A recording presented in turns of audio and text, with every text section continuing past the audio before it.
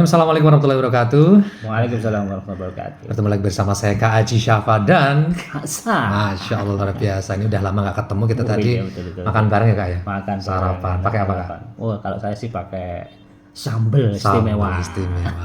Jos luar biasa. Nah mumpung ada Kak Asa nih, kita mau ngobrol-ngobrol sama beliau kan pakar kurikulum ya. Maksudnya kita ngobrol santai aja.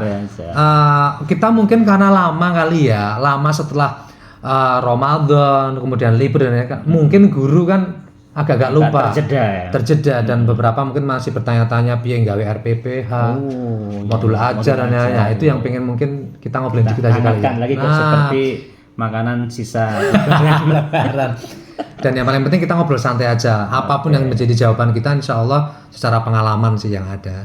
Kita akan mulai dengan pembahasan tentang kurikulum merdeka yang mungkin dengan pendekatan deep learning ya Kak ya. Deep learning sendiri kan pembelajaran mendalam ya. Itu karakternya. Ada mendalam, ada apa namanya? Yang mindful dan ciri-cirinya itu. Oke. Nah, yang paling penting adalah kita mau bahas mengingat kembali tentang CP itu Kak. Oh, CP. Apa sih Kak? CP itu sebenarnya penjelasan sederhananya apa sebenarnya? Kalau CP kan penjelasannya kepanjangannya adalah capaian pembelajaran. Oke. Berarti hal-hal yang akan dicapai oleh murid-murid kita. Sekarang murid bukan peserta didik ya. Berdasarkan regulasi terbaru ya. Regulasi terbaru sekarang murid. Bukan peserta didik. Catat teman-teman. Murid ya. Murid bukan peserta Seperti didik. Sekarang penerimaan siswa baru. Oke. Dulu kan istilahnya PPDB. Sekarang ST, sistem penerimaan murid baru. STBB. STM murid, STMB ya. STMB betul. STMJ ya berarti. Itu untuk gurunya. Sistem penerimaan murid baru. SPMB. Oke, kita masuk ke CP tadi. Oke, CP ini kembali kepada bulan kemarin kita kan berpuasa. Oke. Tujuannya apa? Agar supaya menjadi orang-orang yang bertakwa. Nah, sama dengan CP ini, ketika murid-murid kita dari PAUD sampai SLTA, CP yang akan dicapai oleh murid-murid kita itu apa saja? Masih yang tertuang dalam regulasi yang terbaru itu. Betul. Iya. Mungkin lebih enak kita hari ini bahas tentang anak usia dini kali ya. Oh, boleh. Anak ya, PAUD kali ya. PAUD ya, boleh. Nanti SD, SMA, kapan-kapan boleh ya. Kita yang kan pakar di bidang PAUD itu. Nah, itu masuk fase-fase. Fase-fase. Kalau PAUD itu fase pondasi. Kalau SD kelas 1 2 fase A. Oke. Nanti ada fase B sampai fase C. Kalau F ya. F ya, oke. Kita ke PAUD lagi dulu Kak ya. PAUD. CP Kak, lanjut ke CP Kak. Capaian pembelajaran tadi Kak, ada apa aja sih Kak di CP itu? Di CP itu ada 3 elemen. Oke. Elemen nilai agama dan budi pekerti. Nilai agama dan budi pekerti. Jati diri. Yang ketiga adalah nilai dasar literasi. Matematika. Terus ada sains juga ya. Sains, teknologi, rekayasa dan seni. Oke. Lanjut yang Kak Asa ketahui biar orang nggak miss tentang CP. Kalau Kak Asa kan kayaknya punya buku juga ya? Bukunya ada. Nah, ini kalau boleh dibuka. Ini buku yang lama. Tapi ya. Ini yang awal yang pertama kali tentang kurikulum merdeka. Yang terbaru juga ada ya Kak? Terbaru ada terkait langsung dengan ini sudah ada. Nomornya di bawah. Oke Kak, CP Kak.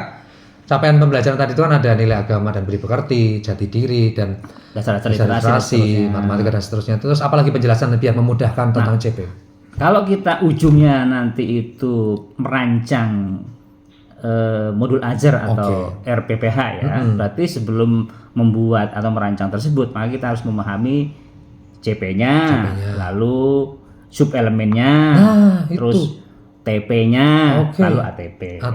Nah, setelah itu lari ke modul ajar. Modul ajar yang ada RPPH dan yang lainnya ya. Betul. Nah, dalam membuat TP itu pun kita juga harus memahami beberapa elemen taksonomi.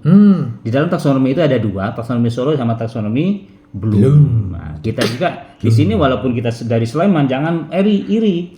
Kenapa iri? Kok nggak ada sih taksonomi Sleman gitu kan? Iya. Taksonomi negeri ya dari negeri ya.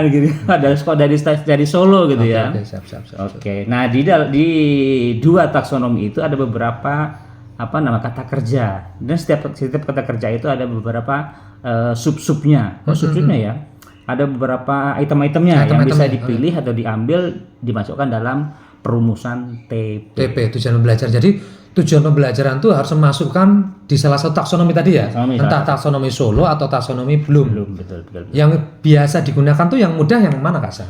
Kalau saya tidak menyarankan kepada teman-teman yang mudah atau yang apa ya, tapi kembali kepada teman-teman semuanya. Tapi kalau saya pribadi lebih nyaman itu di taksonomi Bloom. Taksonomi Bloom karena cetha di situ. Tahu cetha ya? Ceto. Oh, ceto. Jelas. Dan di taksonomi Bloom itu katanya ada urut-urutannya ya? Nah, itu, ada urutannya, ada 6 urutan itu. 6 urutan coba. Mengingat ya? Mengingat, memahami, melaksanakan atau menerapkan. Kemudian menganalisa lalu mencipta. Menganalisa, mengevaluasi lalu mencipta ya. Ada 6 gitu ya. Nah, apa hubungan taksonomi Bloom dengan tujuan pembelajaran? Penting ini. Hubungannya sangat erat sekali karena ketika kita membuat TP atau tujuan pembelajaran di situ kita kan mengerancang kalimat. Nah, dalam kalimat itu ada kata kerja. Nah, kata kerja yang kita pilih nanti terdapat pada taksonomi tersebut. Tinggal milih mau yang mana kita ambil saja gitu. Bisa kasih contoh kayak aku biar mereka nggak bingung apa misalnya contohnya ya? Contohnya? Boleh. Misalkan kita mengambil taksonomi Bloom yang mengingat. Nah, berarti kita mengambil sub elemen dari nilai agama, moral mungkin, kan itu ya. Karena di sub elemen CP itu ada beberapa sub ya. Banyak sekali. Nah, di situ kita analisa. Makanya harus kita analisa sehingga teman-teman ketika membuat TP itu di masing-masing lembaga memang berbeda dan harus berbeda. Kenapa berbeda? Karena setiap lembaga itu memiliki visi, misi dan apa tadi? Karakter atau kearifan lokal. Sehingga teman-teman jangan sama TP-nya. Nah, TP itu kan diambil dari sub-sub yang ada di CP ya Kak ya. Nah, apakah di TP itu semua elemen dari CP ada di sana? Seperti nilai agama ada, jati diri ada. Itu ada semua atau gimana Kak? Harus ada semua di TP-nya harus ada semua. Harus dibuat semua. Ya. Iya.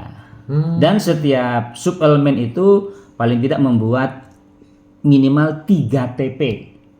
Setiap sub elemen dari CP. Iya. Di situ kan ada 3 elemen CP kan? Nilai agama dan budi pekerti tadi, nilai agama dan moral tadi itu, kemudian jati diri dan dasar-dasar literasi. Nah, nilai agama dan moral atau budi pekerti tadi itu buat 3 TP dari sub elemennya. Kan ada 4 sub elemen. Berarti 4 ini kali 3 berarti 15. 4 kali 3 12 kan? 12 ya? Oh iya, sorry, 12. Menguji ini. Banyak juga ya. Iya. Supaya apa? Supaya kita memiliki beberapa alternatif. Misalkan ini kurang tepat, kita buat lagi dan seterusnya. Tadi Kak, contohin satu-satu TP-nya Kak, tujuan belajarnya Kak. Nah, salah satu aja misalnya tentang nilai agama dan budi pekerti tadi misalnya. Tentang mengingat ya. Berarti misalkan kita kembali kepada murid kita, mungkin murid kita atau lembaga kita lembaga Islam. Berarti anak dapat membaca surat Yasin misalkan. Kan bisa mengingat. Iya. Baca surat Yasin. Luar biasa ya, TK semua Yasin ya, Pak. Surat Al-Fatihah ya. Ya, surat apa? Berarti Anda dapat membaca surat Al-Fatihah. Atau menghafal juga. Mengingat sama menghafal ya masalah ya? Menghafal. Terus lanjut. Setelah itu apa lagi urutannya? Jangan banyak-banyak, nanti aja. Boleh. Tujuan pembelajaran tadi itu. Kayak misalnya lari ke memahaminya gimana Kak? Yang tadi itu. Nah, berarti anak bisa anak mampu memahami isi dari surat Al-Fatihah atau memahami artinya kali ya. Boleh. Saya mengingat, memahami, kemudian menerapkan. Nah, berarti anak mampu melaksanakan isi dari surat Al-Fatihah itu. Misalkan Bismillahirrahmanirrahim, alhamdulillah berarti Anda bisa mensyukurinya. Contohnya seperti itu. Menerapkan. Bentuknya. Kemudian menganalisa, anak bisa mampu bisa menganalisa, bisa menghitung berapa surat dalam Al-Fatihah. Satu surat Al-Fatihah itu ada berapa ayat? Dianalisa ya. Oke. Kemudian mengevaluasi. Nah, mengevaluasi kalau Al-Fatihah itu ya anak mampu bisa membedakan, bisa ya mengevaluasi surat Al-Fatihah dengan surat yang lainnya. Kelas misalkan ada berapa ayat begitu. Betul. Dan kalau bahasa lebih tingginya, apakah arti dari surat Al-Fatihah ini tuh masih relevan untuk saat ini misalnya ya kan ini kan surat berapa tahun yang lalu ya Kak ya. Betul. Artinya itu masih relevan kan ini dievaluasi nih Al-Fatihah. Ternyata masih relevan. Oke. Orang relevan, silahkan buat ayat sendiri. Terakhir mencipta, meng-create berarti ya bisa mencipta, bisa memaknai dari Al-Fatihah itu dalam kehidupan sehari-hari. Bisa jadi seperti itu. Ya, atau nikmatnya. mencipta itu ketika dia membaca itu tartil. Bisa. Jadi rameng Bismillahirrahmanirrahim, Alhamdulillah, tapi Bismillahirrahmanirrahim. Misalnya gitu ya, mencipta sesuatu yang baru ya. Ketika menjadi imam kayak atau ketika dia suruh membaca kayak, ketika suruh jadi qori atau qiro, ketika acara kayak orang yang nggak hanya sekedar Alhamdulillahirabbil alamin, tapi Alhamdulillah gitu kali ya. Mencipta sesuatu yang baru kali ya. Murotal. Nah, oke. Baru TP1 baru sub elemen dari nilai kemudian taxonomy. Padahal kita harus membuat minimal 3 dari itu. Masya Allah. Nah, semakin kaya semakin mudah kita dalam membuat dan semakin mumet kali ya. Memang kemudian memang saya akui awalnya kita harus bermungut-mungut ria. Saya itu ketika menemukan atau mendapatkan kurikulum baru, di kamar saya itu full dengan buku-buku regulasi. Itu teman tidur saya. Dan saya bermumut udah puluhan tahun yang lalu, beberapa tahun yang lalu. Tapi aman toh Pak setelah bermumut-mumut? Alhamdulillah. Karena khawatirnya guru PAUD itu setelah bermumut stres kan bahaya.